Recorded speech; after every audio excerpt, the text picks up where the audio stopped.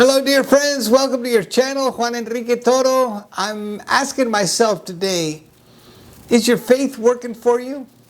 Is your spiritual life rich? Or are there some dry spots, some detours, some depth that seems to be missing?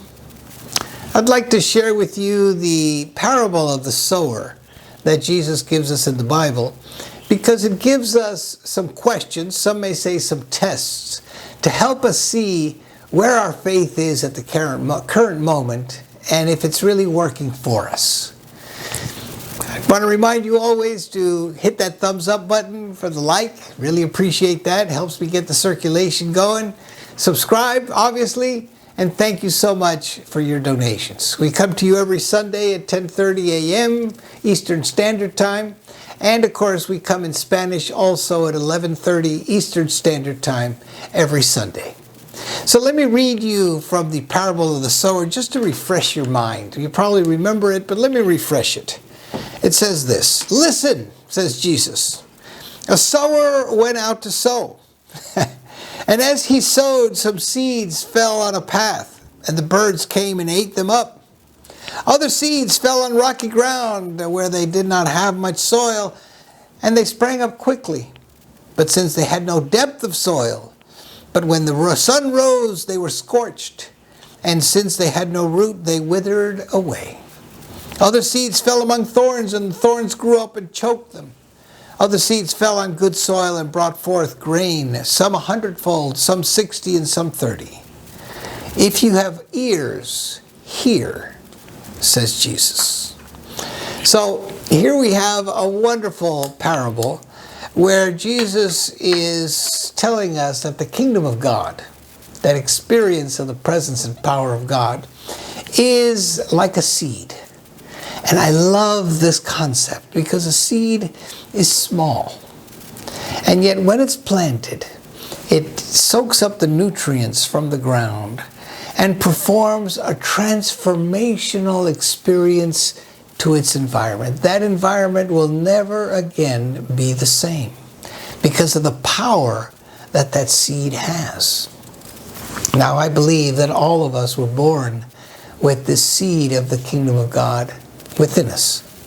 And that what we do in life is make our soul fertile ground for that seed, so it can grow, so it can throw roots, so it can expand and produce 100-fold, 60-fold, 30-fold, right?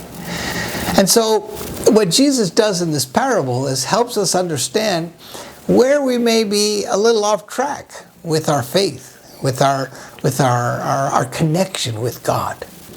And the first thing he says is that maybe, just maybe, we're a little hard-hearted.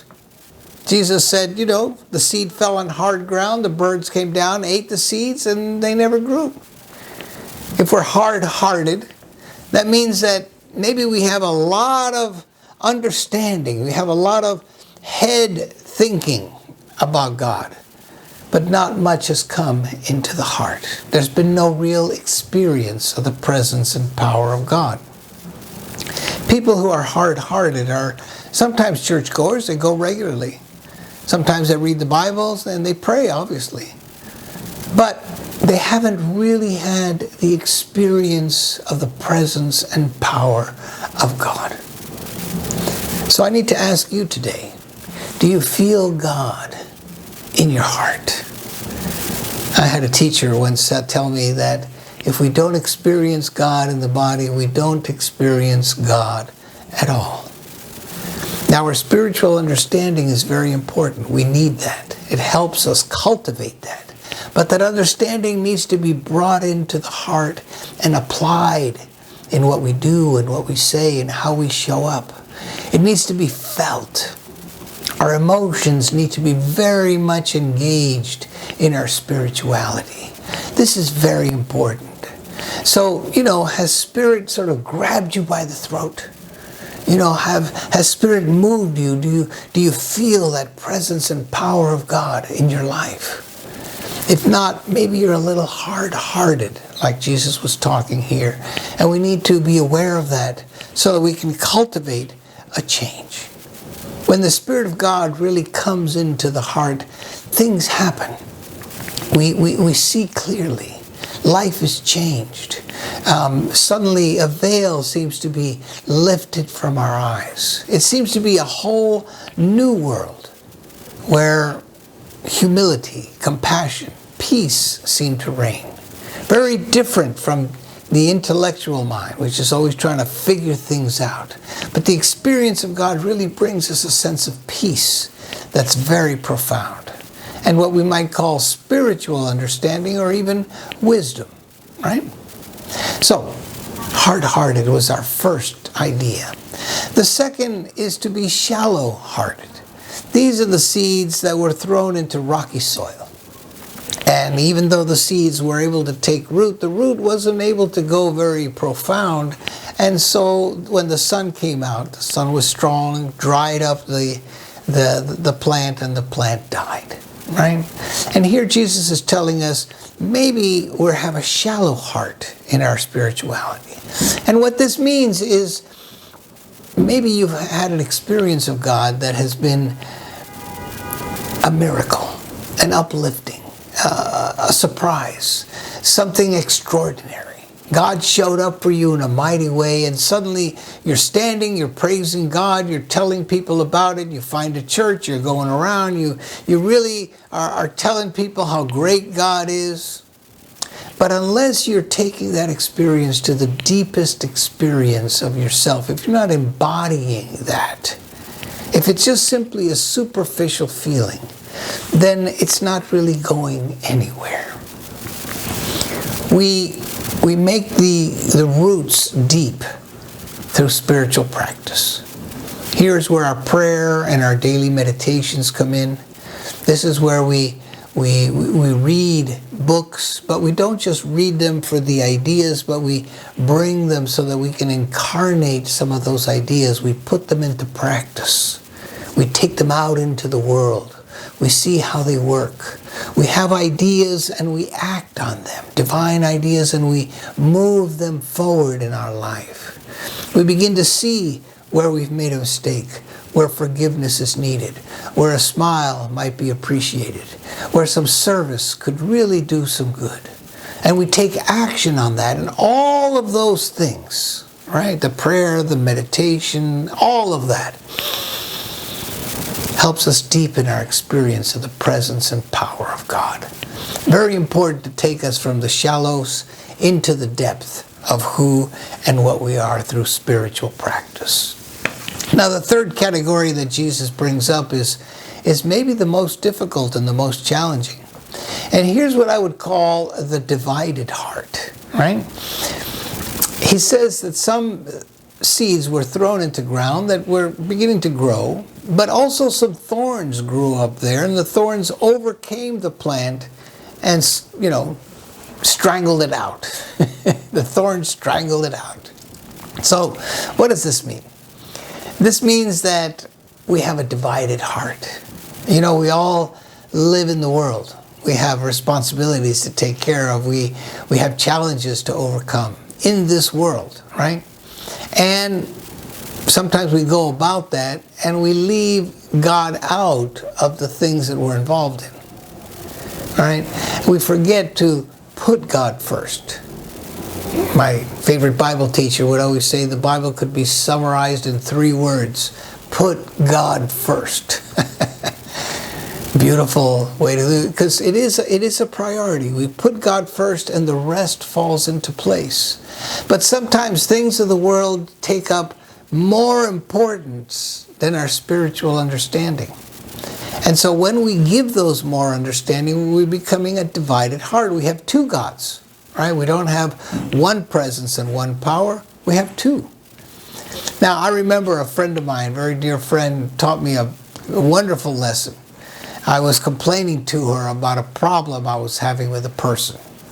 And I said, this person this, and this person that, and this, and blah, blah, blah, blah, blah, blah. And I think she got tired of me complaining to her. She says, you know what, here's what I'm going to tell you to do. Get a picture of this person, take it home, and put it up in a place.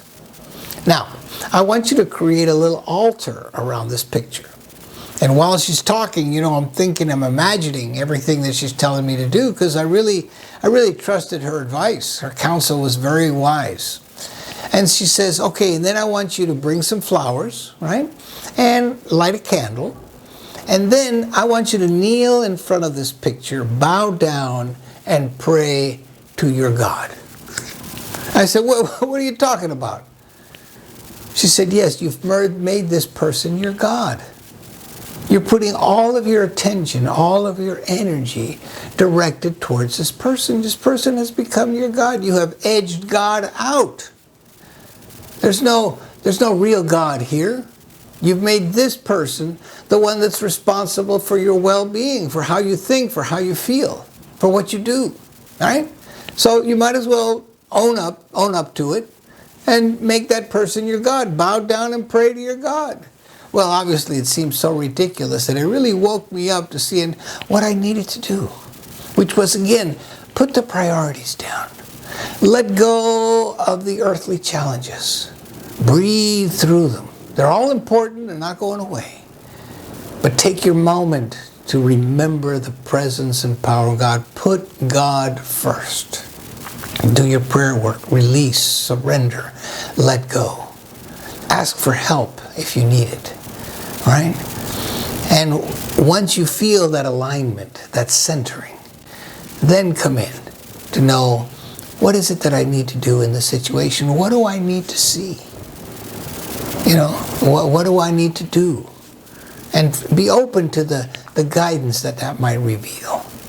Because otherwise the thorns are going to come in and they're going to strangle out. They're going to strangle out the seed.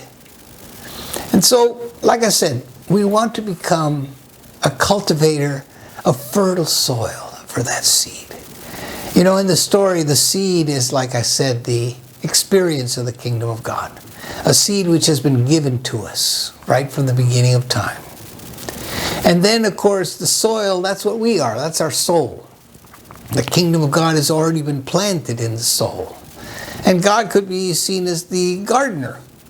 Because as we involve God in the process of cultivating that seed, we give it the nutrients, the moisture that it needs, the rich soil that it needs, so it can throw those roots deep into our soul, right? Can extend out to the heavens, right? And be really a productive an experience of the presence and power of God. There is no more beautiful experience in this world than to have that experience of the presence and power of God. It's available to us every day. Sometimes just taking a moment, raising your eyes, looking up, whether it's sunny or cloudy or rainy or whatever it is, just to look up, to breathe deeply, to feel alive, to feel your heart, to know that your mind can see, your ears can hear, your eyes can see. To be aware of what you're feeling and be okay with whatever it is. Right? It's such a way to cultivate depth. Again, if you're hard-hearted, you want to open your heart. You want to feel the presence of God. If you're shallow-hearted, you want to allow the roots to take depth through our experience. If you have a divided heart, we want to prioritize it again. We want to put God first. Sometimes our churches can be seen as expressions of these.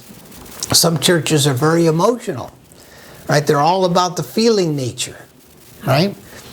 Wonderful thing. A lot of joy, a lot of celebration, a lot of gratitude, right? But not a lot of depth in intellectual understanding. Other churches are really big on the intellectual understanding, and they might sing a song or two, but they're kind of low key, and the more important thing is the head understanding. We want a nice mix. For me, the ideal church is the one that gives you the depth of understanding, the spiritual wisdom that you need, but also provides you the experience of the presence and power of God that we all yearn for. We yearn for it. It's something that we crave. And like I say, there's no more beautiful experience in the world. So I want to remind you what Jesus said in Luke when he said, this is Luke 10, he said, "Come to me, all you who are weary and are carrying heavy burdens, and I will give you rest. Take my yoke upon you and learn from me, for I am gentle and humble in heart, and you will find rest for your souls. For my yoke is easy and my burden is light." Come to me, all you who are weary and carry heavy burdens. Well, in this day and age, I think all of us are weary and carrying heavy burdens. So it's a good time to cultivate that fertile soil, to allow that seed of the kingdom to take root, to be an experience of the presence and power of God. Express compassion, empathy, smile, cry, know your truth, speak your truth, hear your truth. By the way, Jesus says, those who have ears to hear, let them hear. And I think what he's talking about is, when we're awake to the spiritual understanding and we can hear some truth, what that truth will do will spark some recognition. And the heart will jump and the mind will spark and will deepen those roots. We hear some truth, boom, we go deeper. And always we wake up brighter. We can see some truth. Beyond what the world may show us, we have a deeper understanding of the truth behind the appearance of what we see. When we see that truth, again, it brings us that sense of calm and peace. The burden, that we have to do it all on our own, we can let it go. We can speak some truth. And when we speak our truth, we share compassion, wisdom, love, understanding, connection. These are all ways in which we can share of the truth, of the presence and power of God, which again will cultivate that fertile soil and will give us the experience of the presence and power of God in our life. So dear friends, I'm inviting you to see if you have a hard heart, you have a shallow heart, you have a divided heart. It's okay. We all have that seed of the kingdom planted within us, and we can pray. We can ask for help. We can develop techniques through our spiritual practice to help us overcome whatever limitation we may discover today or in the future. These things can help us to see where we may be stuck a little bit in this moment. But we're not stuck for long, because we've been given the ability, the willingness to say yes and to move forward. Juan Enrique Toro reminding you, give me that thumbs up, appreciate that, subscribe. Thank you for your donation. And I'll remind you today, as I do every day, life is consciousness, and consciousness is life.